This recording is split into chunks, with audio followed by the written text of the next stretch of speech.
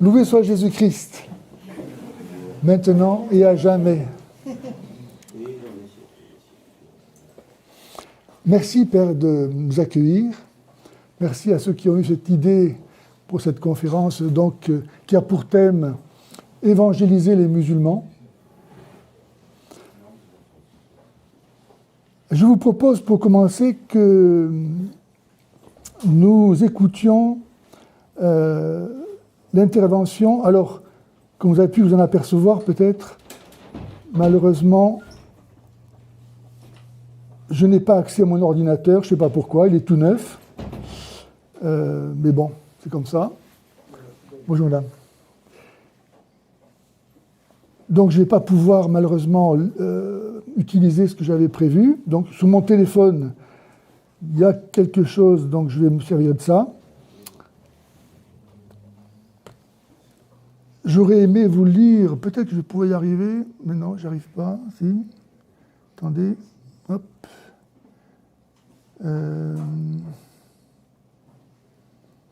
Bon, c'est pas grave, on va se débrouiller autrement.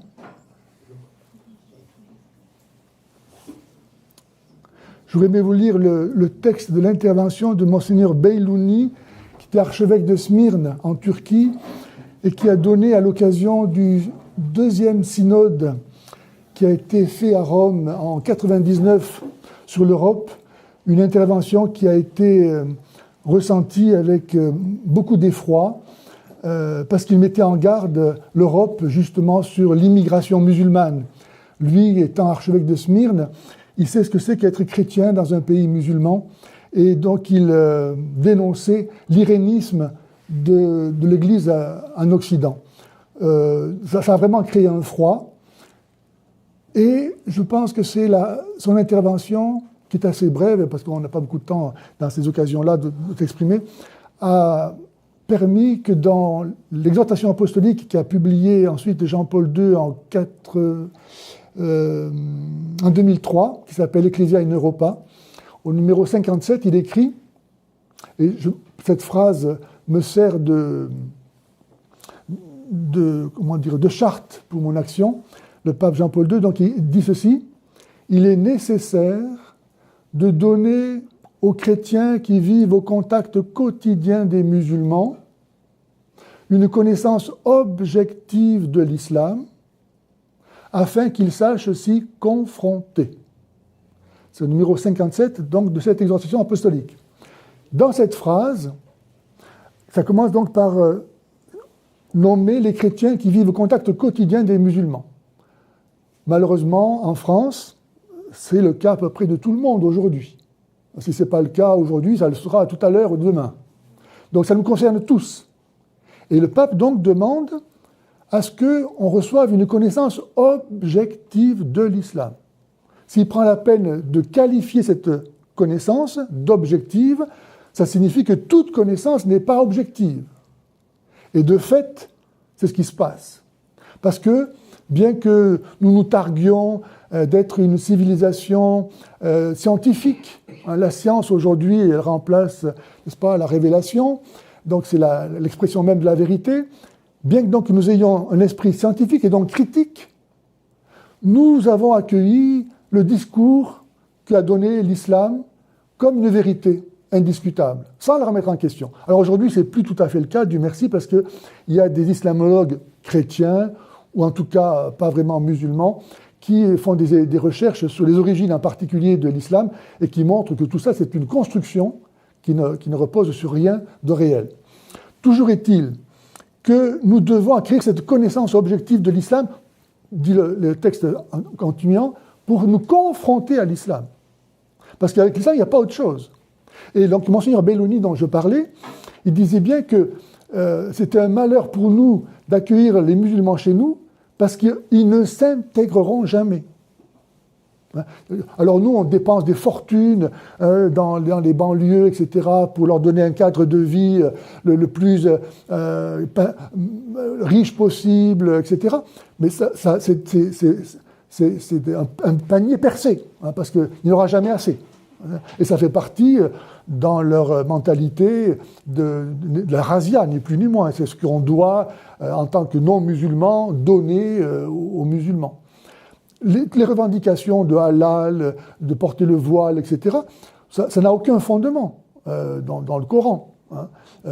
Allah, dans le Coran, il dit qu'on peut manger la nourriture de tout le monde. Hein. Donc il n'y a pas d'obligation absolue. Ils en font une obligation pour pouvoir se distinguer des autres et marquer leur territoire. Hein. Alors, pour évangéliser les musulmans, eh bien, je vous rappelle la parabole du semeur. Vous vous rappelez, le Seigneur dit, le semeur est sorti pour semer son grain, puis il y a du grain qui est tombé sur le chemin, les oiseaux sont venus, ont tout mangé, ça n'a pas apporté de fruits, et pour cause. D'autres grains est tombé dans les endroits pierreux, il n'y avait pas assez de terre, donc quand le soleil est arrivé, ça a séché. D'autres grains est tombé dans les ronces et les épines qui, en poussant, ont étouffé le grain qui n'a pas non plus porté de fruits. Et puis enfin, il y a du grain qui est tombé dans la bonne terre. Eh bien, cette troisième catégorie de terrain, c'est-à-dire celle qui est remplie de ronces et d'épines, c'est pour moi l'image typique d'une âme musulmane. C'est-à-dire une âme qui, depuis son berceau, a été nourrie avec des mensonges, des préjugés, des calomnies au sujet de la foi chrétienne. Elle est vaccinée pour ne pas être chrétienne, parce qu'elle sait que tous les chrétiens vont en enfer. Et de même qu'un paysan ne va pas semer son grain dans un endroit où il y a des ronces et des épines, mais il va d'abord arracher les ronces et les épines, pour labourer son terrain, et après il sèmera. Et nous, de même, lorsque nous sommes en face d'un musulman, ce n'est pas la peine de lui annoncer l'évangile, parce que tout ce que vous pouvez dire est nul et non avenu d'office. Il sait mieux que vous ce qu'est l'évangile. Votre Bible a été falsifiée. Donc tout ce que vous pouvez dire, ça, c'est faux. Et c'est la raison d'être pour laquelle Allah a envoyé Mahomet avec le Coran, pour redonner l'évangile qu'avaient reçu les chrétiens grâce à Jésus-Christ, mais qu'ils ont falsifié. Alors ça a obligé Allah d'envoyer Mahomet avec le Coran. Donc avec le Coran, ils ont tout. Ils ont la révélation qui, enfin, n'a pas été altérée ou falsifiée. Donc, c'est mon idée, hein, quand on rencontre un musulman, il n'y a pas d'autre façon pour l'amener à quitter l'islam et enfin pouvoir accueillir le christianisme que de l'amener à rejeter d'abord l'islam. Et pour ça, il faut lui montrer les contradictions qui sont inhérentes au Coran. Car pour lui, le Coran, c'est la base de tout. Le Coran, c'est l'expression même de la réalité. Tout est dans le Coran. Allah le dit à plusieurs reprises dans le Coran lui-même. Il a tout dit dans le Coran.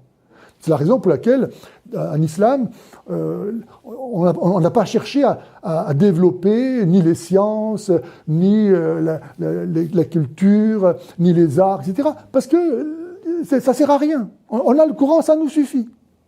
Hein? Et comme c'est Allah qui parle, on ne peut pas comprendre ce qu'il dit, donc on se contente de rien savoir. Hein? C'est pas compliqué. Donc, ma conférence. Je vais commencer par donner quelques indications sur les origines de l'islam, quelques caractéristiques, quelques stratégies actuelles face aux musulmans, quelques difficultés propres et quelques conseils pour évangéliser. Ça fait beaucoup, je peux être là jusqu'à demain matin. Donc il faudra m'arrêter à un moment donné. Donc, les origines de l'islam. Eh bien, on peut trouver ça, personnellement, déjà dans l'opposition que Jésus a rencontrée avec les pharisiens, qui s'attachaient à la pratique de la loi. Et ce conflit entre Jésus et les pharisiens, ou les juifs, va se retrouver avec les chrétiens, et une partie des chrétiens, qu'on va appeler, ou qui vont être appelés ensuite nazaréens. Les premiers chrétiens s'appelaient tous des nazaréens. Hein? Jésus de Nazareth, c'est comme ça qu'on l'a défini sur la croix. Et dans les premiers chapitres des Actes des Apôtres, les chrétiens sont appelés nazaréens.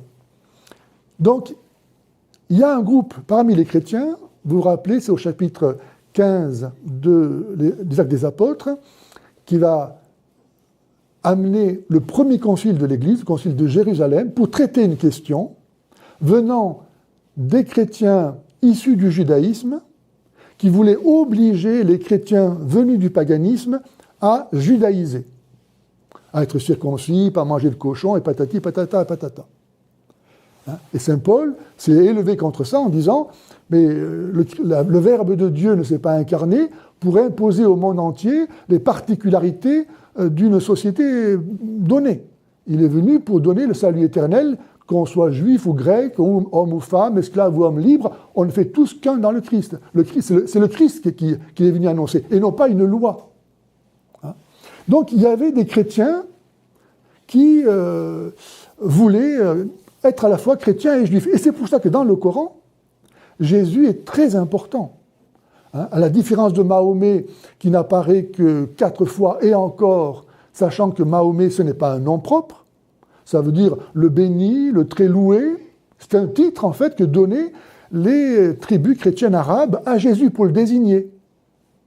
C'est pour ça que jusqu'au milieu, ou même un peu plus tard du 7e siècle, on a des pièces de monnaie frappées sous les califats, les premiers califats, où on voit l'effigie d'un roi avec une croix et l'inscription Mahomet. Donc ça ne gênait pas du tout à l'époque les premiers musulmans de se réclamer du Christ. Donc dans le Coran, Jésus, il est présenté comme étant la vérité, pas Mahomet, comme étant le Verbe de Dieu, la parole de Dieu, pas Mahomet, l'Esprit de Dieu, pas Mahomet, le Messie, pas Mahomet, né d'une vierge, pas Mahomet, sans péché, pas Mahomet, faisait des miracles, pas Mahomet, au paradis, pas Mahomet, il reviendra pour le jugement, pas Mahomet. Donc tout ça, c'est chrétien. Nous pouvons dire, on dit la même chose de Jésus. Et c'est dans le Coran. Donc on voit que les origines de l'islam, pour une bonne part, sont chrétiennes. Jésus donc apparaît dans le Coran 25 fois. Mais Moïse apparaît 146 fois. Donc c'est là où on voit comment ce groupe de chrétiens va vouloir rester fidèle à la loi de Moïse et vénérer Moïse. Et en fait, inoculer au peuple arabe le judaïsme. On peut dire que l'islam prend au judaïsme son monothéisme, son légalisme, et au christianisme son messianisme, Jésus est le Messie, le Sauveur, et son universalisme. Sourate 3, verset 55, Allah dit à Issa, alors Issa c'est le nom donné à Jésus dans le Coran, « Je t'élèverai toi et ceux qui t'ont suivi au-dessus des incrédules jusqu'au jour de la résurrection. Alors votre retour se fera vers moi et je châtierai d'un châtiment douloureux les incrédules. » Donc dans ce verset, Allah dit que ce sont ceux qui suivent Jésus jusqu'au jour de la résurrection qui seront sauvés, pas ceux qui suivent Mahomet. Donc il faut se rappeler ce verset, 55, sourate 3. Quand vous rencontrez un musulman, vous lui dites « Explique-moi, puisque Allah dit que ce sont ceux qui suivent Jésus jusqu'au jour de la résurrection qui seront sauvés, pourquoi est-ce que tu veux que je devienne musulman ?» Alors, ce groupe, il a créé bien des problèmes, au point que saint Paul les appelait les faux frères.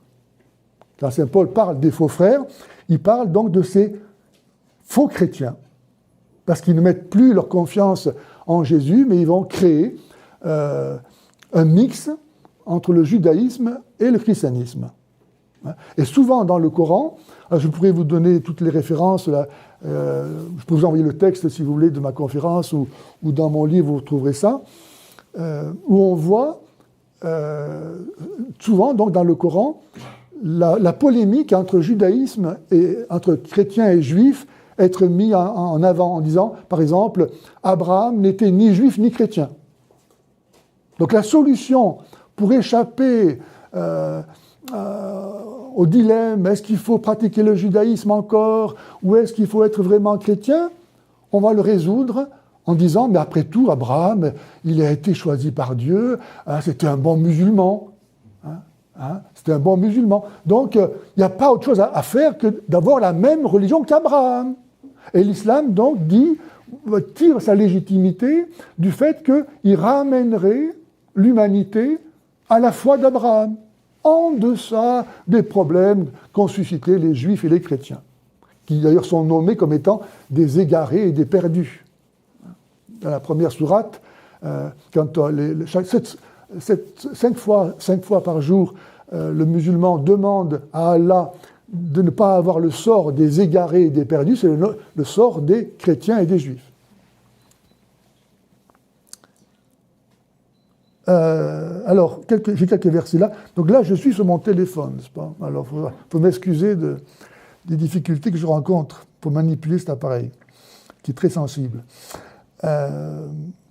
Voilà, donc ce verset, par exemple, sourate 2, verset 111. Certes, ceux qui ont cru, ceux qui se sont judaïsés, les Nazaréens et les Sabéens, quiconque d'entre eux a cru en Allah au dernier jour et accompli de bonnes œuvres sera récompensé par son Seigneur. Il n'éprouvera aucune crainte, il ne sera jamais affligé. Voilà, donc là, on voit bien qu'il est question de ceux qui judaïsent pour pouvoir être sauvés. Hein. Ou bien, encore, sourate 5, verset 18, les Juifs et les chrétiens ont dit « Nous sommes les fils d'Allah et ses préférés ». Dit « Pourquoi donc vous châtie-t-il pour vos péchés? En fait, vous êtes des êtres humains comme les autres. Hein? Le christianisme n'apporte rien, vous n'êtes pas enfant de Dieu. » Ou bien, sourate 5, verset 51, « Ô les croyants, ne prenez pas pour alliés les Juifs et les chrétiens. » Vous voyez, encore, là on les met ensemble. Ils sont alliés les uns des autres. Et celui d'entre vous qui les prend pour alliés devient l'un des leurs. Mais Allah ne guide pas les gens injustes. Vous êtes injustes si vous prenez donc pour amis les chrétiens ou les juifs. La vraie religion, c'est celle d'Abraham, 235. Mais Abraham ne connaissait pas Mahomet. Donc, aujourd'hui, s'il faut croire en Mahomet pour être un musulman, on n'a pas vraiment la religion d'Abraham. Alors, dans le Coran, donc, on voit l'influence chrétienne, on voit l'influence juive qui se retrouve aussi par d'autres éléments, par exemple tout ce qui concerne les lois cérémonielles, alimentaires, la division du texte en chapitres allant par ordre décroissant, c'est une façon de compter des rabbins. Beaucoup de mots ne sont pas arabes, mais viennent de l'araméen, comme le mot ayat, qui veut dire verset, ou sourate. Il y a des légendes qui sont reprises voilà, sans discernement. L'histoire de Salomon qui parle avec une fourmi et une huppe. On n'a pas de honte à raconter ça. Et puis, parmi les sources chrétiennes, il y a surtout des sources apocryphes. Beaucoup d'évangiles apocryphes sont cités.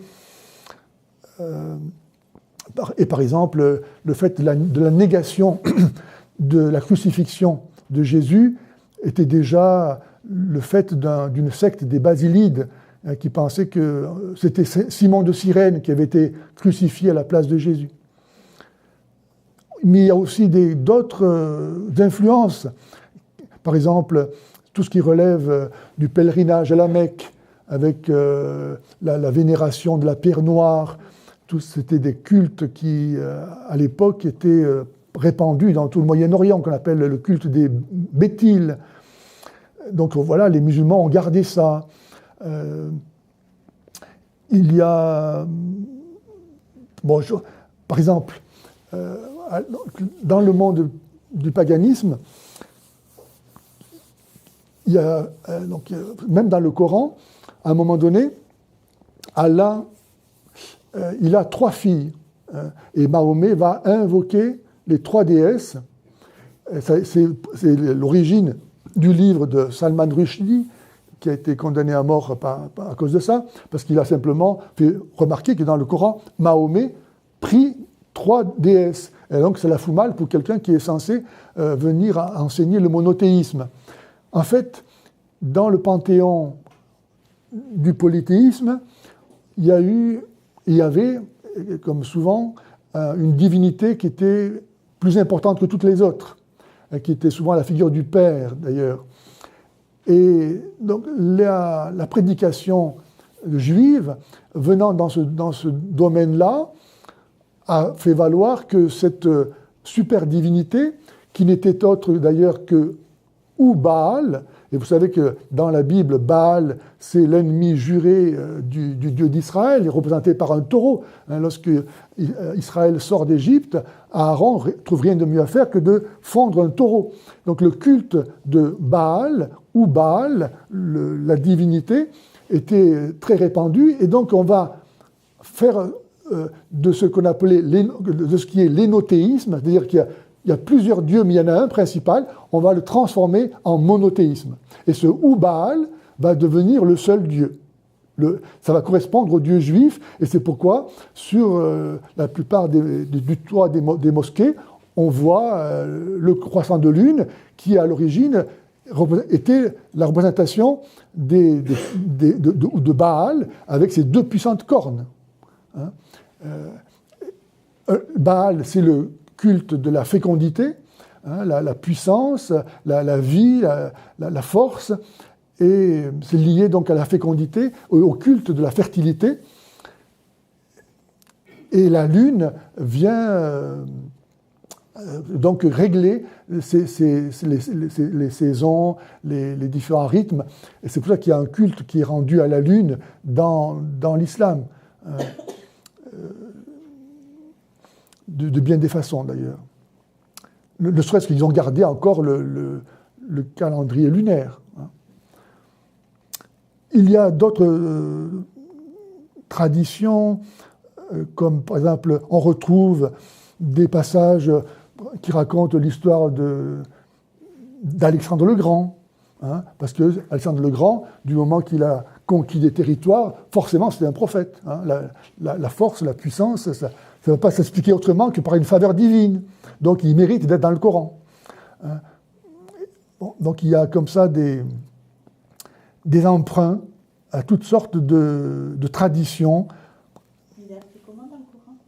Il est appelé, attendez, je vais vous dire son nom, il s'appelle Dhul Qarnaym, hein, le cornu, quelque chose comme ça. C'est la sourate. Attendez, je vais vous dire les références même, peut-être. Où est-ce qu'on le cite, ce brave homme ? Je ne sais plus, c'est pas grave. C'est Coran, sourate 18, versets 60 à 81. Il y a aussi une référence à la sourate 105, au Négus d'Éthiopie, qui en 570 est venu au Yémen venger la profanation d'une cathédrale chrétienne. Donc il y a quelques références comme ça qui viennent se mélanger à un texte qui en fait n'a pas de sens. Si vous ouvrez un Coran, un jour vous verrez que, enfin vous l'avez déjà fait certainement, vous verrez que d'une phrase à l'autre, on passe du coq à l'âne. Ça n'a aucun sens. Il y a des références au manichéisme. Mani, le fondateur du manichéisme, se désigne dans son livre prophétique comme étant le sceau des prophètes, et ce terme, cette appellation est donnée à Mahomet. On a des emprunts au zoroastrisme avec le nombre de prières, hein, qui est le même, 5 prières par jour, d'autres éléments. Bon, je ne vais pas trop m'appesantir là-dessus. Voilà. Bon. Alors, maintenant, vous connaissez aussi la parabole de l'ivraie dans le champ. Je vous la rappelle. Comment ? Voilà. Et donc le Seigneur dit que le maître du champ, qui représente le monde, parce que c'est une des rares paraboles dans l'Évangile où Jésus donne lui-même l'interprétation de la parabole. On ne peut pas se tromper. Donc il dit, le champ c'est le monde, le propriétaire c'est Dieu, il sème le bon grain, c'est l'Évangile, ça donne naissance au Fils du royaume que nous sommes, n'est-ce pas, les chrétiens. Mais voilà que pendant que les ouvriers du maître dormaient, et c'est là où on se dit attention, attention à ceux qui dorment, attention à ceux qui ne font pas attention, c'est leur faute. Ils ont laissé le démon venir dans le champ du Seigneur, semer, livrer. C'est-à-dire les gardiens, en fait, les serviteurs du maître, on pense au clergé en particulier. C'est leur rôle de veiller, de chasser le loup lorsqu'il vient. Ils dormaient. Et ça a permis au diable, nous dit Jésus, de venir semer, livrer. Livrer, ça ressemble au blé. C'est une plante qui ressemble au blé, mais quand il y a une proportion de farine d'ivrée dans un sac de farine de blé, ça peut vous rendre malade, voire vous tuer. C'est une plante vénéneuse. Comme l'islam se fait passer pour le vrai christianisme, est une plante vénéneuse qui vous enlève la vie éternelle. Donc Jésus annonce que, après la venue de l'Évangile dans le monde, après la naissance de l'Église avec les fils du royaume, viendra une autre engeance semée par le diable qui ressemble à la sienne et qu'il appelle lui-même les fils du mauvais. Qui vient après le christianisme? Alors, il y en a plusieurs. Le diable ne s'est pas contenté de susciter que l'islam dans le monde, c'est vrai. Mais en tout cas, à cause de la prétention de l'islam de venir lui-même de la part de Dieu, et de n'avoir pas d'autre raison d'être que de remplacer le christianisme. Il le dit ouvertement. Les chrétiens vont tous en enfer, parce qu'ils sont coupables du seul péché qu'Allah ne peut pas pardonner. Sourate 4, verset 48. Pour un musulman qui est un peu instruit de sa religion, être chrétien, c'est le pire malheur qui soit. Parce que nous sommes coupables d'associer, d'ailleurs les chrétiens sont appelés associateurs dans le Coran, nous associons à l'unique divinité, de pseudo-divinité, que seraient Jésus et Marie. Sourate 5, verset 116, Jésus, au jour du jugement, devant tout le monde, dira « Mais je ne vous ai jamais demandé de m'associer à Dieu et à Marie. » Parce que la Trinité, dans le Coran, ce n'est pas le Père, le Fils, Saint-Esprit, c'est Dieu, Jésus et Marie. Il ne faut pas chercher à comprendre, c'est comme ça. Donc, le Seigneur nous a mis en garde contre l'islam. Aussi, dans le chapitre 16, verset 2 de l'évangile de Jean, il dit « Vient un temps où ceux qui vous tueront penseront rendre un culte à Dieu. » Je ne connais aucune autre religion dans laquelle on enseigne que tuer les chrétiens, c'est rendre un culte à Dieu. Sourate 9, verset 30, « Qu'Allah extermine les chrétiens. » Qu'Allah extermine les chrétiens. Sourate 9, verset 30. Pourquoi? Sourate 9, verset 28, parce qu'ils ne sont qu'impureté.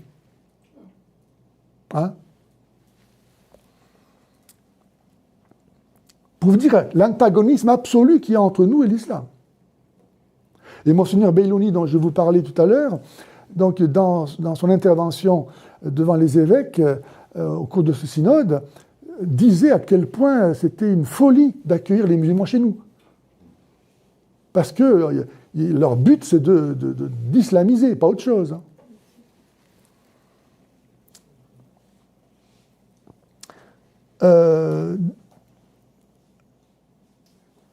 Alors, les rapports avec le christianisme.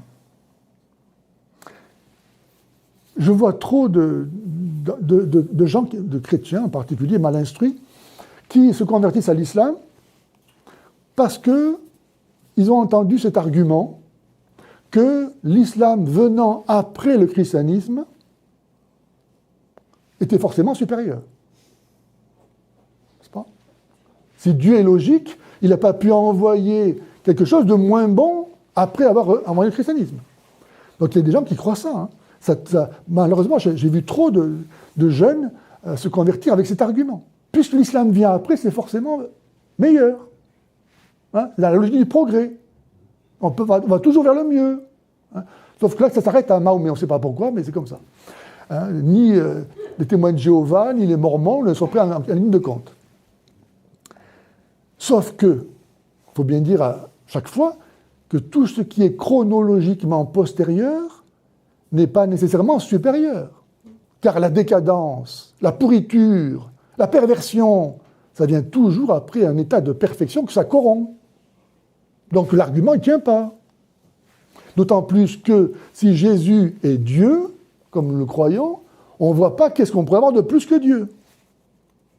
Qu'est-ce qu'il apporte Mahomet au monde? La haine. Sourate 60, verset 4. Entre nous et vous, c'est l'inimitié et la haine à jamais, jusqu'à ce que vous soyez musulmans. Sourate 60, verset 4. Jésus il est venu, il a dit aux Juifs, si le Dieu des Juifs est le vrai Dieu, le seul Dieu, alors il n'est pas le Dieu que des Juifs, mais de tous les hommes. Et ainsi, il a détruit ce mur de la haine entre les Juifs et les non-Juifs. Ce que les Juifs d'aujourd'hui devraient se rappeler, mais bon, comme ils ne veulent pas de Jésus, on voit à quoi ça amène. Donc Jésus, comme dit saint Paul, il a détruit le mur de la haine. C'est une raison pour laquelle, dès le début de sa prédication, à Nazareth, on a voulu le balancer du haut de la falaise.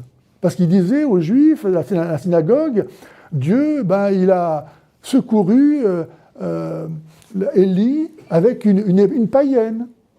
Il a guéri Naaman, un Syrien, et pas un Juif. Alors l'orgueil nationaliste des Juifs n'a pas pu supporter ça. C'était une des raisons pour laquelle ils ont voulu tuer Jésus. Parce qu'il venait annoncer que le Dieu des Juifs, c'était le vrai Dieu, et donc ce n'était pas le Dieu que des Juifs. Donc Jésus détruit ce mur de la haine entre Juifs et non-Juifs. Et l'islam vient 6 siècles après et relève ce mur de la haine dans l'humanité en séparant les gens entre musulmans et non-musulmans. Entre nous et vous, c'est l'inimitié et la haine à jamais, jusqu'à ce que vous soyez musulmans. Sourate 60, verset 4.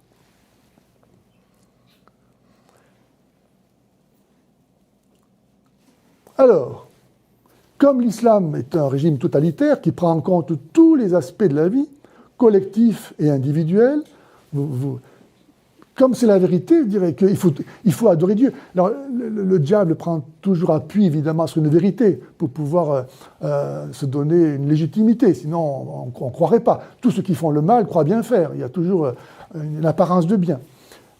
Donc, comme l'islam, c'est la vérité, eh bien, en fait, nous tous, nous sommes en fait musulmans. Aussi vrai que nous existons. Parce que tout ce qui existe ne peut être que musulman. Parce qu'il n'y a que l'islam. Et c'est pourquoi, vous ne le savez peut-être pas, hein, mais avant même votre création, vous avez promis à Allah que vous seriez musulman. Alors vous n'en rappelez pas, non? C'est pour ça que vous êtes pécheurs. Et des parjures, et que vous méritez la mort. Voilà. Sourate 30, verset 30, l'islam, c'est la nature de l'homme. L'islam ne connaît pas la loi naturelle, c'est-à-dire la capacité de l'homme, grâce à son intelligence, de connaître la volonté de Dieu, en partie, qu'on appelle la loi naturelle. La loi divine, connue par la raison, c'est la loi naturelle. Et c'est pour ça que Dieu jugera tous les hommes, parce qu'il a donné à tout le monde une intelligence pour connaître la vérité et rejeter le mensonge, aimer l'amour et rejeter la haine. Mais en islam, ce n'est pas comme ça. En islam, il n'y a pas de bien et de mal à connaître. On se règle sur le licite et l'illicite, ce que Allah a révélé. La raison n'a pas d'œuvre à réaliser. La raison, l'intelligence dans l'islam n'a pas d'autre but, d'autre exercice que de valider les décisions juridiques de la charia. Le travail de l'intelligence consiste à prouver le plus raisonnablement possible que ce qui a été décrété comme principe juridique est valable. C'est le seul domaine où l'intelligence doit agir. Donc, des gens qui sont privés, chacun individuellement, de leur relation à la vérité, qu'on ne peut pas connaître. Allah est inconnaissable. Il ne se révèle pas, on ne sait pas qui c'est. Simplement, il donne des ordres, il faut obéir, il faut se soumettre. Musulman, ça veut dire soumis. Hein. Et moins vous comprenez, plus votre foi est pure. Donc soyez contents. Hein. Donc, quelqu'un comme ça qui est coupé, qui croit qu'on ne peut pas connaître la vérité, il faut simplement obéir à ce qui est déterminé par la loi, ben c'est le règne de l'arbitraire ou de la manipulation. Hein. C'est pour ça que l'islam plaît tellement à nos sociétés de plus en plus totalitaires, parce que des gens qui acceptent de croire à quelque chose qu'ils ne voient pas, qui n'a pas de compte à rendre à la raison, et auquel il faut se soumettre de tout son être, mais c'est le rêve de tout régime totalitaire.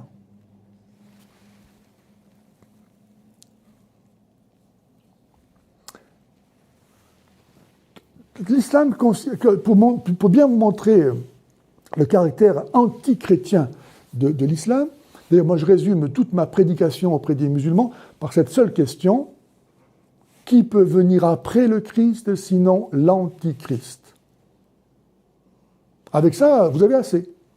Parce que le musulman, il croit au Christ. Enfin, il croit croire au Christ. Parce que le Coran parle du Christ. Mais il ne sait pas ce que ça veut dire. Encore une fois, il n'a pas à chercher à comprendre. Il ne peut pas comprendre. Il ne peut pas comprendre. Et il ne comprendra jamais rien. Pourquoi ? Sourate 3, verset 7. Allah seul connaît l'interprétation du Coran. Alors avec ça, vous voyez, hein. Donc, le musulman croit au Christ parce que ça fait pareil, c'est dans le Coran. Il croit aussi que l'Antéchrist viendra, mais il n'a jamais osé imaginer que l'islam venant après le Christ puisse être lui-même l'Antéchrist. Donc poser la question, c'est soulever en son esprit un doute mortel et bénéfique pour nous. Alors, l'opposition entre islam et christianisme se vérifie dans la profession de foi musulmane, qui consiste simplement à affirmer « Il n'y a pas d'autre divinité qu'Allah ». Ça veut dire non au Dieu Trinité. Je refuse de professer la foi en la Trinité. Et j'affirme simplement que je crois en Allah, même si je ne sais pas qui c'est. Il n'y a pas d'autre divinité qu'Allah, et Mahomet est son prophète. Autrement dit, non à Jésus-Christ, sauveur des hommes. À la place, je mets Mahomet. Vous dites ça, cette phrase, il n'y a pas d'autre divinité qu'Allah et Mahomet son prophète, devant deux musulmans, vous êtes musulmans. Ça suffit. Pas besoin de savoir autre chose. Autrement dit, c'est vraiment anti-chrétien. C'est fait pour rejeter la foi chrétienne. L'islam doit dominer. Je cite le verset 4, verset 141. C'est Allah qui a envoyé son messager avec la bonne direction et la religion de la vérité, afin qu'elle triomphe sur toute autre religion, quelque répulsion qu'en aient les chrétiens. Voilà. Vous êtes musulman, vous validez ça. Ceci dit, l'islam a beau rejeter la foi dans la Trinité, qu'il ne peut pas s'empêcher d'en recréer une aussitôt, tant il est vrai qu'on ne peut rien sans la Trinité. La Trinité nous permet de comprendre la réalité. Si on ne connaît pas la Trinité, on ne peut rien comprendre. Et de fait, dans le Coran, dans l'islam, il y a une Trinité qui est composée de Allah, le Coran et Mahomet. Les trois sont indissolublement unis. Mahomet annonce qu'Allah a envoyé le Coran dit qu'Allah a envoyé Mahomet. Le serpent qui est sûrement la queue. Ils ne veulent pas croire à la Trinité, mais ils croient à une Trinité en fait.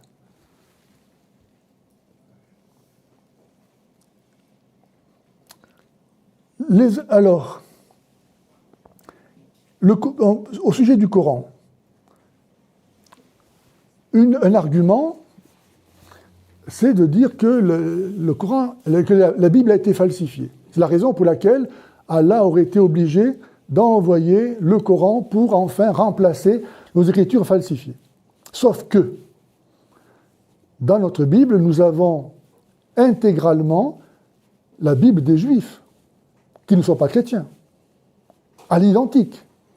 Donc nous sommes capables de garder la parole de Dieu parfaitement.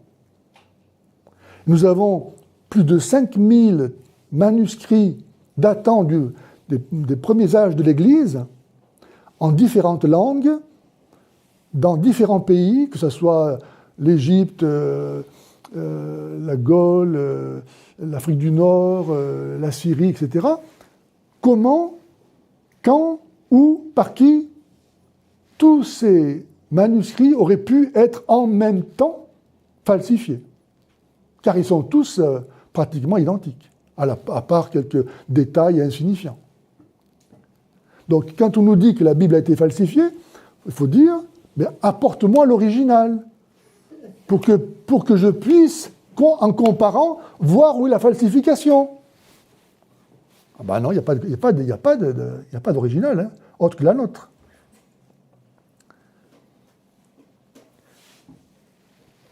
Donc, soi-disant, la raison d'être de l'apparition du Coran et donc de l'islam, c'est que notre Bible aurait été falsifiée. Ce qui n'empêche pas Allah d'affirmer dans le Coran que nul ne peut changer les paroles de Dieu. Sourate 6, verset 34. Il faut savoir. J'ai dit 5000 manuscrits, non, il y a 25 000 manuscrits du Nouveau Testament, dont certains datent du 1er siècle. Alors que le Coran, qui est censé avoir été révélé à Mahomet, il commence à apparaître au 9e siècle. Et il était d'une telle perfection qu'aujourd'hui encore, les islamologues musulmans ne comprennent pas une grande partie de ce qui est écrit. Tellement c'est un bric-à-brac tiré de différentes traditions qu'on ne comprend pas ce qui est écrit. D'ailleurs, les traditions musulmanes elles-mêmes rapportent que c'est le 3e calife, Othman, qui a, à un moment donné, voulu rassembler les révélations de Mahomet en ordonnant la destruction de tous les autres manuscrits que le sien. Donc, autrement dit, le Coran que nous avons aujourd'hui, il ne dépend pas tant de Mahomet que de Othman, parce que c'est lui qui a jugé quel élément devait entrer dans la composition de son Coran. Ça ne gêne pas les musulmans.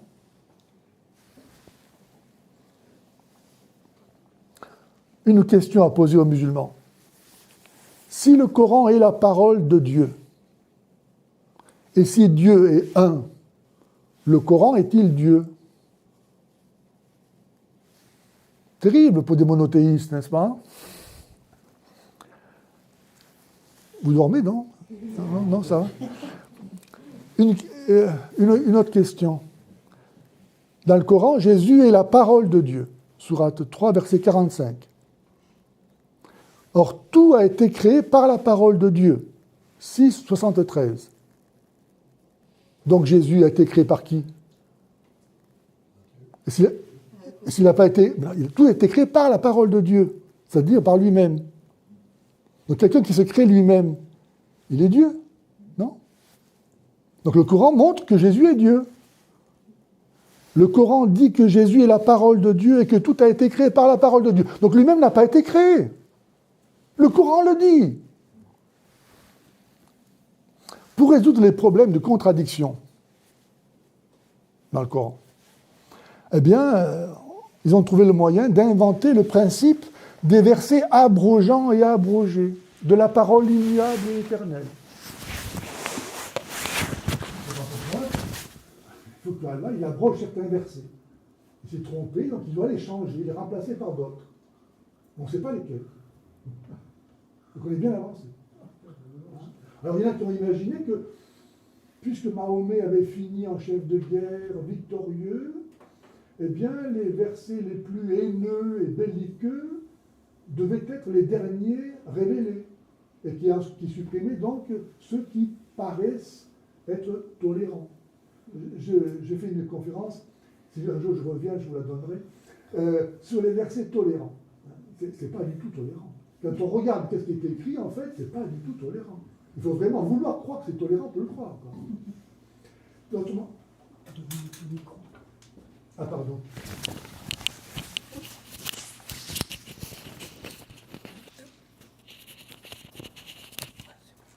Merci.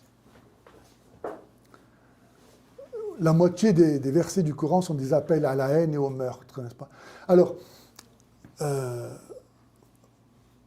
dans le Coran, souvent Allah, il lance un défi au lecteur en disant « Apportez des versets semblables à cela ». Tout le monde dit « Vous êtes incapable ». Incapable de donner un texte qui soit semblable au Coran. Donc c'est la preuve que ce Coran n'a pas été fait de main d'homme. Vous n'êtes pas capable de l'imiter. Hein? Donc s'il n'a pas été fait par des mains d'homme, il a été fait par la main de Dieu. C'est la preuve. Donc toute la légitimité de l'islam qui repose sur la divinité du Coran et la divinité du Coran sur l'inimitabilité du Coran, si on arrive à prouver que le Coran est imitable, c'est tout qui s'effondre. Et de fait, ce n'est pas difficile d'apporter des versets semblables à ceux du Coran. Pourquoi? Il y a plein de raisons. Voilà, j'en ai avancé plusieurs, mais je vous donne une des meilleures à mon avis. C'est que dans le Coran, il y a des dialogues où sont des anges qui parlent, ou bien des djinns, c'est-à-dire des espèces de génies, ou bien Mahomet, par exemple, quand il est écrit, comme je vous disais, qu'Allah extermine les chrétiens, on voit bien que ce n'est pas Allah qui parle. Il ne peut pas vouloir, comme si c'était un autre qui devait faire ce qu'il voulait faire lui-même. Mahomet qui parle et qui dit « Je suis le premier des soumis ». Il ne va pas être Allah qui dise qu'il est le premier des soumis. Donc il y a dans le Coran des paroles prononcées par d'autres êtres qu'Allah qui sont élevés au même niveau que la parole d'Allah pour faire avec elle un même Coran. Et donc, Allah est convaincu de mensonge par sa propre parole. Vous m'avez suivi ou pas? Non? Hein? Pas bien? Pas trop bien? Je recommence alors. Donc le défi, c'est d'apporter des versets semblables à ceux qui sont déjà dans le Coran. Sous-entendu, vous êtes incapable. Je lance le défi, moi, Allah, d'apporter un texte semblable au mien. Vous êtes incapable. Donc, parce que le Coran, il est inimitable. Et il est inimitable parce qu'il est fait par la main de Dieu. C'est pour ça que vous n'êtes pas Dieu, vous ne pouvez pas faire la même chose. Ce n'est pas compliqué quand même. Hein? Or, dans le Coran, il y a des paroles qui ont été prononcées par d'autres êtres qu'Allah. Mahomet, les anges, les djinns, etc. Et qui sont dans le texte même du Coran. Donc c'est Allah lui-même qui apporte la preuve que son Coran est imitable. Vous me suivez ou pas? Oui. Ah bon, ça va. Alors, ou bien par exemple, sourate 28, verset 49. Écoutez ça. Apportez donc un livre venant d'Allah, qui soit meilleur que ces deux-là, et je le suivrai. D'une part, on voit que ce n'est pas Allah qui parle, parce qu'on ne voit pas Allah qui suive un livre. Hein, bon. Et ensuite, un livre qui soit meilleur que ces deux-là. C'est quoi ces deux-là? Ben, c'est l'Ancien et le Nouveau Testament. Donc le Coran lui-même montre la supériorité de la Bible sur le Coran. Voilà.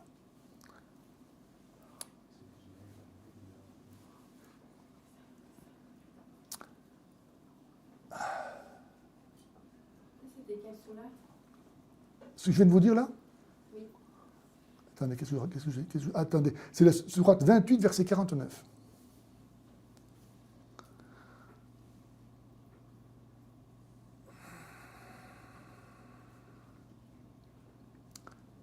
Bon, j'imagine que vous savez en quoi consiste le paradis d'Allah, n'est-ce pas? Où il n'y a pratiquement pas de femmes, à part les houris. Hein. Les femmes, elles vont en enfer, la plupart, hein, parce qu'elles n'ont pas obéi à leur mari.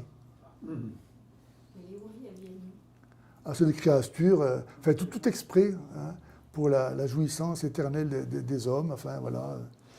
C'est, en fait, il n'y a rien de spirituel. Parce que justement, le propre du christianisme, c'est d'annoncer que Dieu vient se donner à nous, notamment de façon parfaite par l'Eucharistie.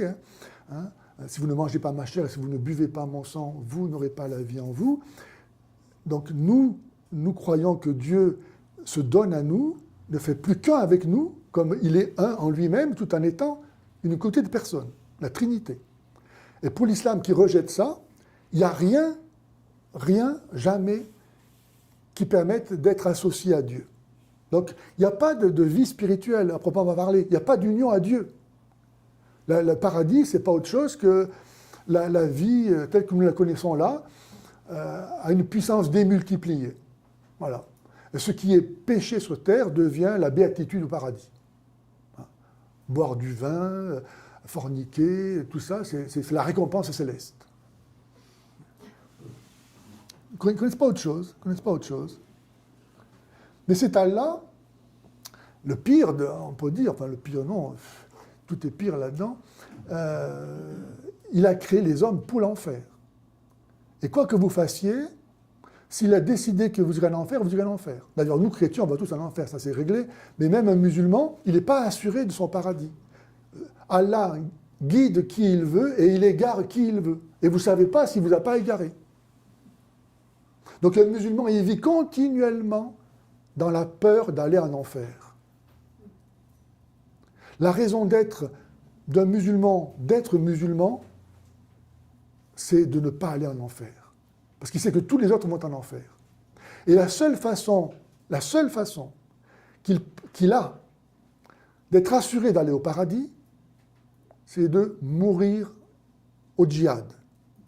Car là, Allah s'est engagé, sourate 9, verset 111, Allah s'est engagé à lui donner le paradis s'il meurt au djihad.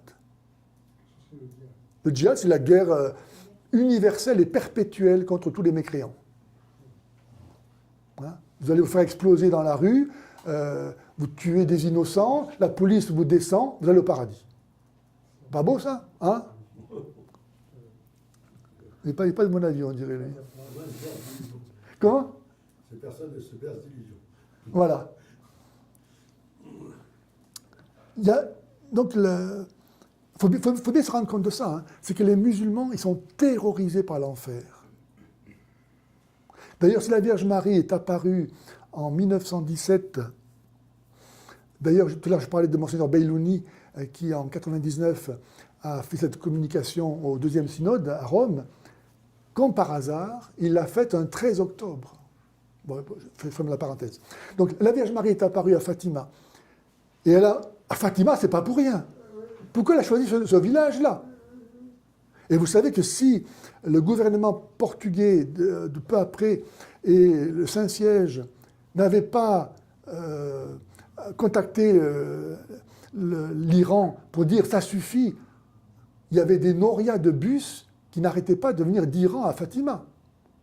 Les musulmans étaient persuadés que c'était la fille du prophète qui était apparue là. Et quand Ali Aqsa, qui a voulu tuer Jean-Paul II, dans son livre qui s'intitule « J'ai voulu tuer le pape », il dit qu'il a été contacté par Khomeini pour faire ça, que Khomeini lui a dit « Tu as été choisi par Allah pour tuer l'Antichrist, qui est le pape, et tu dois le faire un 13 mai. » Et donc Ali Aqsa a attendu presque 1 an à Rome que le 13 mai arrive pour faire son coup. Parce qu'il voulait accomplir la prophétie de Fatima. Je dis ça pourquoi? Pour dire que la Vierge Marie, elle a choisi Fatima, c'est pas pour rien. Parce qu'en nous parlant à nous, chrétiens, elle a voulu parler aussi aux musulmans. Et elle leur a parlé, comme elle nous parle à nous, en nous montrant l'enfer. Autrement dit, je suis sûr que la Vierge Marie, s'il nous a montré cet enfer à Fatima, c'est parce qu'elle a voulu nous dire qu'il nous fallait retrouver la foi dans ce dogme de l'enfer. Sinon, on ne fera pas le poids face à l'islam. Les musulmans ne sont pas assez fous pour échanger le risque d'aller à l'enfer pour n'importe quoi d'autre. Et sinon, on n'y croit plus, on passe pour des rigolos. Hein. Ce qu'on a à leur offrir, c'est du pipi de chat. Hein. Ça ne fait pas le poids. Donc moi, j'annonce l'enfer. Voilà, je suis un prophète de l'enfer. Donc, effectivement, ils pouvaient se convertir dans tous les musulmans. Ben, si on les évangélisait. Si on les évangélisait. Mais en ce moment, en Iran, beaucoup se convertissent. Hein. Mais c'est terrible, parce que, vous savez, le monsieur Belloni, donc, il est venu nous dire ça. Vous savez que, par exemple, au Maroc, qui n'est pourtant pas réputé pour être le pays le plus fanatique parmi les pays musulmans, hein, mais constitutionnellement, c'est impossible d'être marocain et chrétien. Le Maroc ne reconnaît pas d'autres citoyens que musulmans ou juifs. C'est la Constitution. Et si vous évangélisez un musulman, vous êtes passible de 6 mois de prison. Oh! Et ça, c'est dans tous les pays musulmans. L'Église est dans les pays musulmans, en fait, elle est là comme un fantôme. Hein. Elle n'a pas le droit d'évangéliser. Autrement dit, elle se renie elle-même. Quand j'étais à Djibouti, la première chose que l'évêque m'a dit en arrivant, c'était « Si un Djiboutien vient vous voir pour vous poser des questions sur la foi, vous lui dites « Repasse la semaine prochaine, tel jour, telle heure. » Autrement dit, dégage. Hein? Hein? Parce que, voilà, on le soupçonnait a priori, nécessairement, de vouloir entrer en contact avec des étrangers pour obtenir de l'argent ou un visa, ou que sais-je. Moi, quand j'avais un musulman qui me tombait dans les pattes, je le cuisinais pendant 3-4 heures, hein, et qu'il ne puisse pas repartir comme il était venu, mais avec des idées nouvelles sur le christianisme et sur l'islam. Et comme ça, en 5 mois, j'ai eu 12 catéchumènes, hommes et femmes. Ils n'attendent que ça, en fait. Mais l'Église, c'est le statu quo, elle est tolérée dans les pays musulmans, à condition qu'elle n'évangélise pas. Et dans ce cas, moi je me rappelle la parole de Jésus qui dit « Si on ne vous écoute pas, vous secouez la poussière de vos sandales et vous en allez. » Je préférerais que l'Église dise dans ces pays musulmans « Vous ne voulez pas que nous évangélisions, alors que vous vous islamisez à tour de bras chez nous, eh bien on dégage, on s'en va. On va cesser de faire croire au monde que vous êtes tolérants. »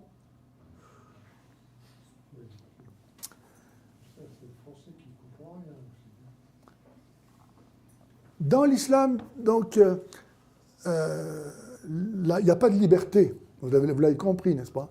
Il faut obéir et se soumettre. C'est si vrai que, sourate 28, verset 68, « Ton Seigneur crée et choisit ce qu'il veut, les hommes n'ont pas le choix. » C'est Allah qui décide, d'où le fatalisme musulman. Mektoub, c'est écrit. Inch'Allah, si Dieu le veut. Quand je me rappelle, quand j'étais à Djibouti, je prenais parfois des petits bus comme ça qui servaient de moyen de transport en commun. Donc des petits Volkswagen de 9 places, on était 15 là-dedans, sans compter les chèvres. Et on fonçait comme ça sur des routes complètement défoncées. Et j'étais terrorisé. Je me disais, un chameau peut passer, qu'est-ce qu'il va faire? C'était Inch'Allah. Autrement dit, si Dieu a décidé qu'on aura un accident, on aura un accident. Et s'il a décidé qu'on n'aura pas d'accident, on n'aura pas d'accident. Alors tais-toi. Ça marche comme ça. Chez les chrétiens Moyen-Orient, c'est pareil, on dit tout le temps Inch'Allah. Mais justement, à ce sujet, moi je vous demande de ne plus jamais utiliser le mot Dieu pour désigner le Dieu des musulmans, mais seulement le mot Allah, pour bien montrer que nous n'avons pas le même Dieu. Alors certes, il n'y a qu'un seul Dieu qui est le même pour tous, on est bien d'accord, c'est évident. Mais pour autant, tous n'ont pas le même Dieu. Une chose est le fait que Dieu soit le même pour tous, et autre chose que tous est le même Dieu. Oui, mais au Moyen-Orient... Qui ne comprend pas quoi? C'est subjectif. Allez, expliquez, Père. C'est une question de Dieu subjectif et objectif. Objectivement, Dieu a créé tout le monde et Dieu tout le monde. Mais subjectivement, on ne croit pas en le même Dieu. Et pourquoi on ne croit pas au même Dieu? Qu'est-ce qu'il ne faut pas dire? Il ne faut pas dire Dieu. quand on désigne le Dieu des musulmans. Mais on dit Allah, Parce que c'est pas Dieu. parce que c'est pas Dieu. Mais Allah, ça veut dire Dieu. On s'en fout. On s'en fout, c'est pas le même Dieu. Peut-être que c'est musulman qui dit Allah, c'est un musulman, c'est pas Dieu. Qui se débrouille? Qui se débrouille? Mon père, Oui, moi je suis mariée avec un Libanais, j'ai vécu là-bas 11 ans, ok, je parle couramment l'arabe. d'accord. J'ai pratiqué le christianisme oriental chrétien. Oui, On appelle Dieu Allah chez nous. ça fait rien. Vous vous débrouillez, vous avez parlé autrement. Vous savez, écoutez-moi. Écoutez-moi. Chut. Dans l'Ancien Testament, le mot Dieu, en hébreu, le tétragramme, hein, aujourd'hui les Juifs ne le prononcent plus. Et depuis longtemps, ils ont remplacé ça en disant Adonai, mon Seigneur. Eh bien, débrouillez-vous, faites la même chose. Appelez Dieu mon Seigneur en arabe, comme vous voulez. Mais ce qui est important, c'est justement de ne pas donner à l'islam la chance de faire croire aux gens que nous avons le même Dieu, parce que ça les légitime. Dire, moi, je ne connais pas ton Dieu. Mon Dieu à moi, c'est la Trinité, c'est pas le tien. Mon Dieu à moi, c'est Jésus-Christ, c'est pas le tien. Mon Dieu à moi, il n'a pas envoyé Mahomet. Il n'a pas envoyé le Coran, mon Dieu. C'est pas le même Dieu. C'est très important. Sinon, on entretient la confusion. Ça a changé Si. pour les chrétiens d'Orient, par exemple. Ben si, mais bon, voilà, comme je vous dis, comme les Hébreux, vous appelez ça mon Seigneur, comme vous voulez. Vous dites plus Allah. Ah non, je vais pas changer ce que font les chrétiens d'Orient. C'est pas... Vous faites ce que vous voulez, faites ce que vous voulez. Moi, je vous dis ça comme ça, après, faites ce que vous voulez. Hein. Voilà, en tout cas, moi, j'ai un... Oui, Juste un mot. oui, Le mot Allah n'est pas musulman. oui. À l'origine, il est araméen. Exactement. Et alors? Il est utilisé par musulman, oui. Ils l'ont dévoyé. Il est araméen chrétien, à l'origine. Absolument. Allah, en arabe, ça veut dire Allah, c'est-à-dire le Dieu. Voilà, Comment dire, la divinité. voilà. C'est-à-dire Personne. qu'en fait, il y a un seul Dieu. Voilà. Et nous, les chrétiens, on croit en un seul Dieu, oui, mais en trois personnes. Voilà. Donc, Donc, on ne met pas la même chose sous le Voilà. Allah, mais on utilise le même. mais non, il ne faut pas l'utiliser. Ah, si. C'est pour Oh là éviter là, Les arrêtez. protestants appellent Dieu Dieu. Mais les protestants, ils sont chrétiens. Bah oui, mais il y a quand même des différences. avec Mais les non, protestants. ils croient... Mais arrêtez, dites. C'est incroyable, ça. Vous êtes têtu comme des bourriques. Bon. Alors, Moi, quand on me dit Inch'Allah, je dis à la gloire de Dieu. Je ne redis pas Inch'Allah. alors pourquoi est-ce que donc nous n'avons pas le même Dieu? Parce que nous ne nous référons pas à la même parole de Dieu. Hein? Vous voyez, Dieu, son existence, et même son unicité, sont accessibles à la raison naturelle. C'est pour ça que Saint Paul dit, Épître aux Romains, chapitre 1, verset 20, que les hommes sont inexcusables de ne pas avoir reconnu l'existence du Dieu invisible à partir de la création visible. Inexcusable. Comment dire, le péché d'athéisme, c'est le plus grand de tous les péchés. Nier l'existence de Dieu, c'est impossible. Parce que tout ce qui existe, du seul fait que ça existe sans l'avoir voulu, chante la gloire de celui qui l'a voulu pour lui. Tout ce qui existe chante la gloire du Créateur. Qu'on le veuille, qu'on ne le veuille pas, personne n'a décidé d'exister. Donc quelqu'un a décidé pour nous. Donc nous chantons, tout ce qui existe chante la gloire du Créateur. Donc ça, on peut savoir que Dieu existe. On peut savoir aussi qu'il est unique. Il n'y a pas besoin d'une révélation. Comment on peut voir qu'il est unique? C'est pas compliqué. Si Dieu est Dieu, par définition, il est parfait. Donc s'il est parfait, rien ne lui manque. Or, s'il y avait deux dieux, pour pouvoir les distinguer l'un de l'autre, il faudrait qu'on puisse dire lui c'est lui parce qu'il a ça que l'autre n'a pas. Donc aucun n'aurait tout. Donc aucun ne serait Dieu. Donc Dieu est forcément unique. Ce qui fait que nous connaissons Dieu, c'est parce que Dieu nous a parlé. Vous, moi je peux savoir que vous existez, que vous êtes un homme, une femme, vous avez tel âge, etc. De même que je peux savoir que Dieu existe et qu'il est puissant, qu'il est intelligent, qu'il est bon. Parce que mon intelligence me le donne de le comprendre. Mais autre chose, si un jour vous me dites comment vous connaissez, votre histoire, et c'est alors et alors seulement que je vous connaîtrai. Avant, je saurai que vous existez. Après, je saurai qui vous êtes. Et alors seulement, je pourrai avoir une relation avec vous. Eh bien, Dieu nous a parlé pour se faire connaître. Et c'est donc, si nous n'avons pas le même Dieu, c'est parce que nous ne nous référons pas à la même parole de Dieu. Jésus dit, nul ne va au Père que par moi. Je suis le chemin, la vérité et la vie. Et Jésus étant Dieu, il peut seul révéler Dieu. Oui? 10 minutes. Encore 10 minutes? Très bien. Alors,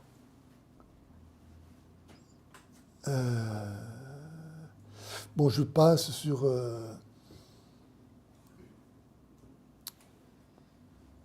les différentes phases du djihad, sur la taqiyya, qui est un principe qui permet de mentir au nom des intérêts de l'islam. Je vous donne ce verset, Sourate 66, verset 2, qui fonde le principe de la taqiyya. Allah vous a imposé de vous délier de vos serments. Allah est votre allié. On peut faire des serments, comme disait l'autre, on le connaît, hein, les promesses, ça n'engage que ceux qui y croient, n'est-ce pas? Au sujet des versets tolérants, il y a ce fameux verset, Sourate 2, verset 256, en religion, point de contrainte. Combien de fois on entend ça par les imams pour nous dire, regardez l'islam, religion de liberté, c'est marqué dans le Coran, en religion, point de contrainte. C'est dans le Coran. Oui, sauf que, pour un musulman, la religion, c'est l'islam. Ça veut dire que dans l'islam, il n'y a pas de contrainte. Mais ça ne veut pas dire que vis-à-vis des autres personnes hors de l'islam, il n'y a pas à avoir de contrainte. Dans l'islam, pas de contrainte. C'est tout. Mais vous n'êtes pas musulman, vous. Donc vous n'êtes pas concerné.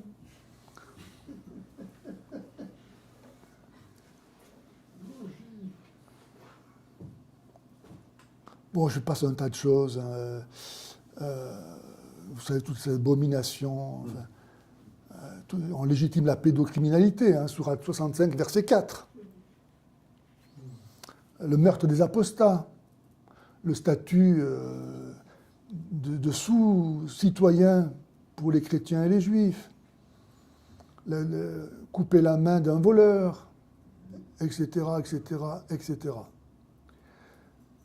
Alors, parmi les différents procédés utilisés par l'islam pour s'imposer, il y a celui de l'amalgame. Bon, je me dirais, ce n'est pas original, il y en a d'autres qui le font, mais c'est très important dans l'islam. Souvent, dans le Coran, vous allez voir qu'il est dit quelque chose, par exemple, si vous craignez que votre femme ou vos femmes vous désobéissent, frappez-les. Allah est grand et tout-puissant. Quel rapport entre le fait qu'Allah soit grand et tout-puissant et le fait de pouvoir battre sa femme? Aucun. Mais vous en déduisez que parce que Allah est grand et que c'est vrai, l'autre proposition doit être vraie aussi. En les mettant ensemble, c'est comme s'il y avait une relation logique. Et le Coran est rempli comme ça d'amalgame, ou bien le fait de dire, parce que Dieu existe, eh bien, vous devez croire en Mahomet. C'est souvent comme ça. Ben non, il n'y a aucun lien. Par exemple, je vous cite ce verset. Bon, il est un peu long, je n'ai pas beaucoup de temps, tant pis. Dis, ô homme, je suis pour vous tous le messager d'Allah, à qui appartient la royauté des cieux et de la terre. Pas de divinité à part lui. Il donne la vie, il donne la mort. On est bien d'accord? Croyez donc en Allah et en son messager. Voilà, voilà. Bon, je passe. Ensuite, il y a l'orgueil. L'islam travaille sur l'orgueil qu'il donne aux musulmans en leur disant qu'ils sont la meilleure communauté. Et puisque c'est Allah qui le dit, c'est que ça doit être vrai, non? Dans Sourate 3, verset 110, vous appartenez à la meilleure communauté. Alors si j'appartiens à la meilleure communauté, je ne vais pas aller chercher autre chose quand même, non? En arabe, c'est au passé. Au passé? Vous étiez. Et vous n'êtes plus? C'est dans le Coran. Non, mais ils ne sont plus alors? Non, mais j'ai eu une discussion avec les musulmans Oui. sur le texte lui-même. Oui. Et Il a été falsifié. c'est au passé. Voilà. Ah oui. Vous étiez. C'est bizarre, ça, j'ai jamais entendu ça encore, moi. Oui, oui. Dans les traductions, en tout cas, c'est au présent. Les traductions, il y a des problèmes avec les traductions. Oui, oui. Bon, en tout cas, Voilà, on travaille sur un musulman, il est content d'être musulman parce qu'il croit qu'il appartient à la meilleure communauté. C'est Allah qui l'a dit, quand même, il ne veut pas se tromper, Allah, non? Bon, ensuite, il y a l'ignorance qui est entretenue par le fait qu'Allah est inconnaissable. Bon, je l'ai un petit peu évoqué. C'est vrai que Dieu, en lui-même, on ne peut pas le connaître. À moins qu'on écoute ce qu'il nous dit de lui, ce qu'il révèle.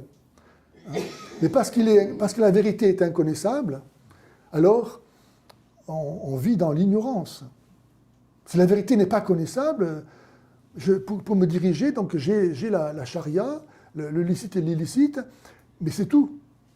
Et c'est pour ça que les sciences n'ont jamais pu se développer dans les pays musulmans. Alors on dira oui, mais il y a eu quand même des choses extraordinaires dans les civilisations musulmanes. Sauf que ça ne vient pas de l'islam. Ces choses magnifiques qui ont pu, par exemple, les miniatures du XIVe siècle en Iran, hein, ou bien les philosophes, ou les traductions des philosophes grecs, mais ce n'est pas l'islam qui a demandé ça. Ce sont des gens qui ont été islamisés contre leur gré et qui ont réussi à sauvegarder de leur culture antérieure suffisamment de son génie pour pouvoir le faire fructifier, non pas grâce à l'islam, mais en dépit de l'islam. Il ne faut jamais, jamais, jamais, jamais dire du bien de l'islam. Pas même l'ombre d'une virgule. Rien du tout. Parce que Jésus dit, aucun arbre bon ne donne de mauvais fruits, aucun arbre mauvais ne donne de bons fruits. Donc si l'islam est mauvais, il ne peut pas donner de bons fruits. S'il y a un bon fruit, ça vient de la nature des musulmans. Car comme dit Jésus, Dieu fait lever son soleil sur les bons et sur les méchants, et tomber la pluie sur les justes et sur les injustes. Et donc Dieu aime les musulmans comme les autres. Et il leur donne des talents et des valeurs, des vertus comme à nous. Et donc un musulman peut très bien, humainement parlant, développer naturellement des qualités qu'il a reçues. Mais ça n'a rien à voir avec l'islam. Et ça, c'est un piège dans lequel tombent beaucoup, malheureusement, d'occidentaux, en disant « Ah, mais mon épicier, là, c'est un brave homme. » Tout entendu, l'islam n'est pas si mauvais que ça. Aucun rapport. Si c'est un brave type, c'est parce qu'il écoute sa conscience, qui lui demande de faire le bien et d'éviter le mal, mais non pas parce qu'il écoute le Coran ou Allah. C'est pour ça que les islamistes tuent les musulmans modérés comme les autres, parce que ce sont des mécréants qui n'obéissent pas à Allah.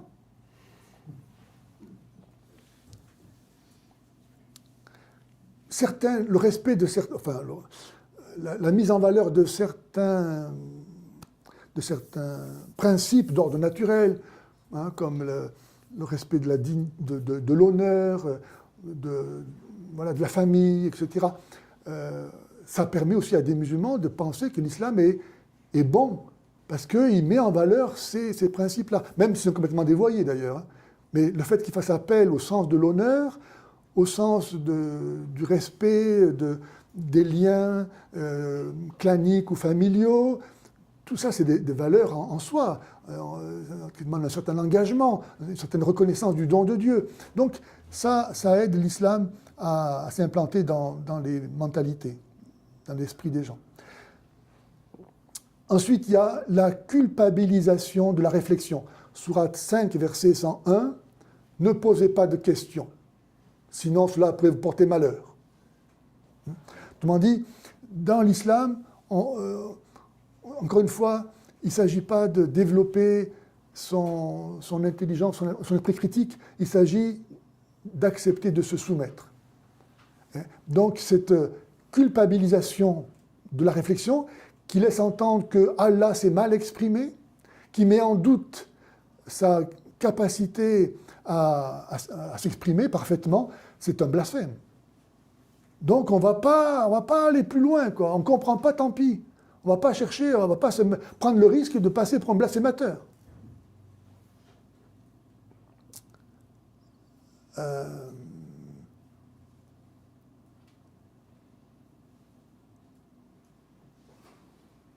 Voilà.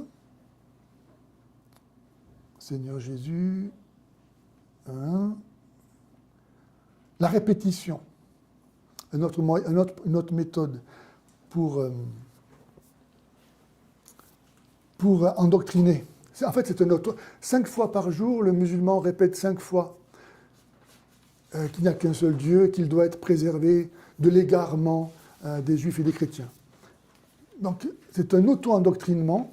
La prière n'est pas un dialogue avec Dieu, c'est l'accomplissement d'un rite, d'un règlement. Toute la vie des musulmans est comment ? C'est le noir. Comment ? Une loi. Une loi, voilà. Et qui fait qu'on n'est jamais quitte, parce qu'on ne peut jamais être sûr d'être en règle avec Dieu. Donc on vit continuellement dans l'angoisse de mériter ses châtiments. Et tout est... Comme l'obéissance n'est pas une obéissance d'amour, une obéissance liée par l'Esprit Saint qui nous enseigne et ce que nous devons faire. Hein. Jésus dit en Jean 13, 16, l'Esprit Saint vous introduira dans la vérité tout entière. Nous avons reçu l'Esprit Saint pour être capable de vivre saintement comme le Christ, en relation avec Dieu. Mais le musulman, lui, il est coupé de Dieu, il n'a que l'obéissance à la loi. Et comme dans le judaïsme, dans le rabbinisme, dans le talmudisme, on en rajoute sans cesse. Par exemple, il faut rentrer dans les chiottes du pied gauche et pas du pied droit. Hein, voilà.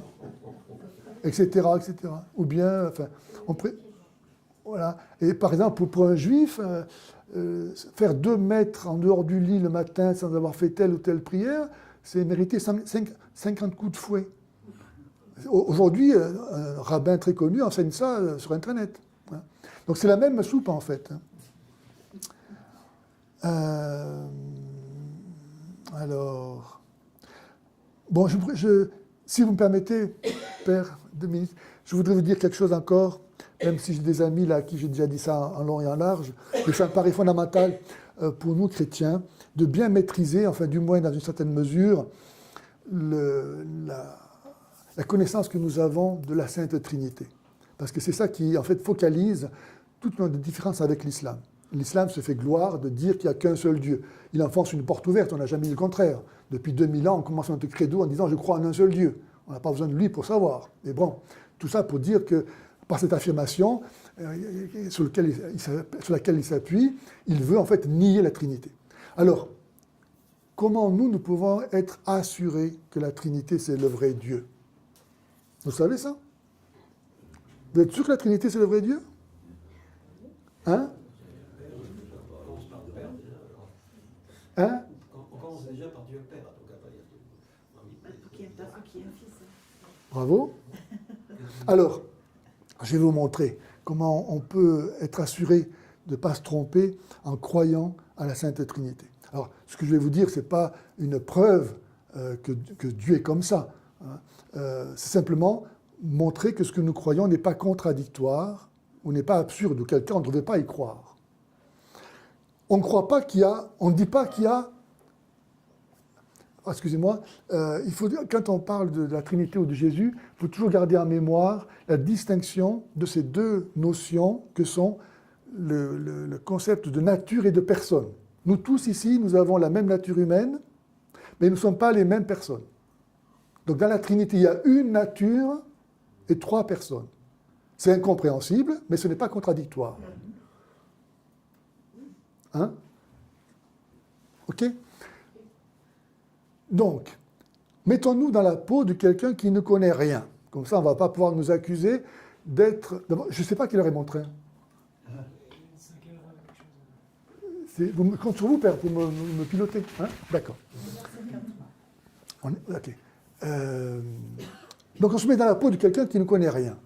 Comme ça, on ne peut pas nous accuser d'a priori ou de préjugés.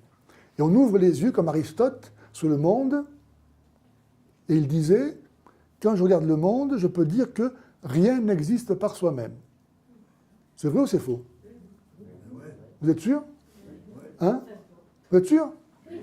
Voilà. Pourquoi vous êtes sûr ? Parce que si quelqu'un n'existait pas par un autre, il existerait par lui-même, donc il existerait toujours.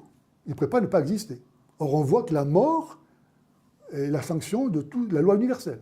Hein. Tout a commencé, même l'univers, puis avec la loi de l'entropie, la déperdition de l'énergie, on peut arriver au commencement de l'univers et voir que l'univers a été créé, a commencé. Donc si rien n'a reçu, si rien n'existe par soi-même, ça veut dire que tout existe par un autre. Oui ou non?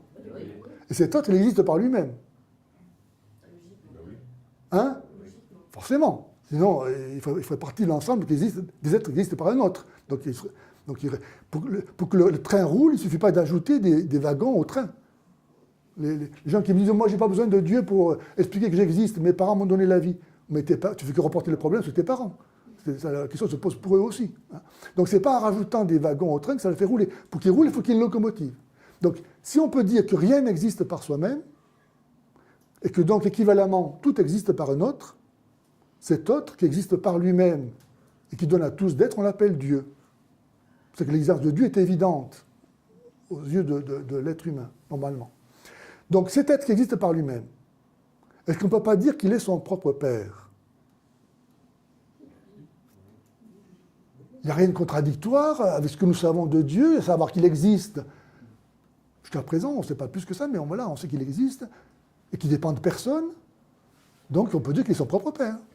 En sachant que, pour autant, le mot Père n'a pas tout à fait le même sens pour lui que pour nous, car pour nous, on peut être sans être Père. Un homme peut être sans être Père. Mais pour Dieu, être et être Père, c'est la même chose. Donc cet être qui existe par lui-même, est-ce qu'il ne faut pas dire aussi qu'il est fils? Hein? Ben si, pourquoi? Parce qu'il n'y a pas de père sans fils, c'est évident. Non? Bon. Ou bien alors on peut dire aussi que cet être qui existe par lui-même, dans le mouvement par lequel il advient éternellement lui-même, il y a la place pour ces deux phases de ce mouvement entre l'engendrant et l'engendré. C'est le même. Pourtant, l'engendré et l'engendrant, ce n'est pas la même chose. N'est-ce pas? Entre celui qui veut être et celui qui est voulu. Le Dieu qui est esprit, il se pense lui-même, il se connaît lui-même. On ne peut pas imaginer que Dieu qui a tout créé et qui fait que tous les printemps, les arbres poussent leurs feuilles sans l'avoir voulu eux-mêmes, que Dieu ne soit pas intelligent. Dieu est esprit, Dieu est intelligent. Il nous a créés nous-mêmes avec une capacité de nous connaître nous-mêmes en partie. A fortiori, lui-même, en se connaissant, connaît toutes choses. Donc, cet être qui se connaît lui-même, il y a en lui Dieu et la connaissance de Dieu, qui est un autre lui-même, en tout semblable à lui, qu'on va appeler le Verbe de Dieu, la parole de Dieu, par laquelle Dieu se connaît lui-même. Peut-on dire que Dieu est créé ou engendré, ou les deux? N'importe quoi. Non, c'est une question. Ben non, c'est pas une question. Dieu n'est pas créé. Dieu n'est pas créé. Ben non, Ben alors, il ne faut pas dire ça. oui, Ah bon? qu'il est engendré. Voilà, on va dire ça. Dieu, comme l'intelligence, notre intelligence produit une pensée, et il n'y a pas d'intelligence sans pensée, ni pensée sans intelligence. Et pourtant, la pensée n'est pas l'intelligence. Et Jésus dit, qui me voit, voit le Père.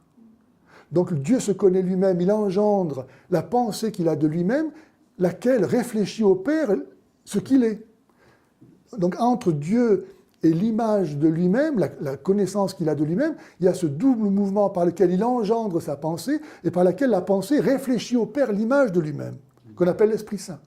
Et d'ailleurs, c'est si vrai que ce Dieu-là étant le vrai Dieu, étant donc le Dieu créateur, comme un potier qui laisse ses empreintes sur son pot, toute la création porte l'image de cette structure trinitaire de l'être. Nous sommes dans le temps qui est divisé en passé, présent et futur. Nous sommes dans l'espace qui a 3 dimensions, haut, bas, droite, gauche, avant, arrière. Toutes les couleurs sont faites à partir du bleu, du rouge et du jaune. Nous avons un esprit composé de 3 facultés, la mémoire, l'intelligence et la volonté. Notre corps, par exemple, notre être, on peut dire qu'il y a un axe comme ça, invisible, autour duquel sont répartis de manière identique 2 masses semblables et 2 profils, comme le Père et le Fils se font face, et réunis par la face qui n'est pas la simple addition des profils, car si on additionnait des profils, il y aurait un blanc entre eux. Là, nous avons notre 2 profils et une face, à l'image de Dieu qui est Trinité. Il nous a créés hommes et femmes pour que l'homme et la femme, par l'amour, fassent 1 et que 1 fasse 3. Et tout est comme ça. toute la création réfléchit la gloire du Dieu Trinité. Le Dieu musulman, comme le Dieu juif d'ailleurs, est incapable de rendre compte de l'existence du monde, qui n'est ni Dieu ni rien, car étant parfait, il n'a aucune raison de créer le monde.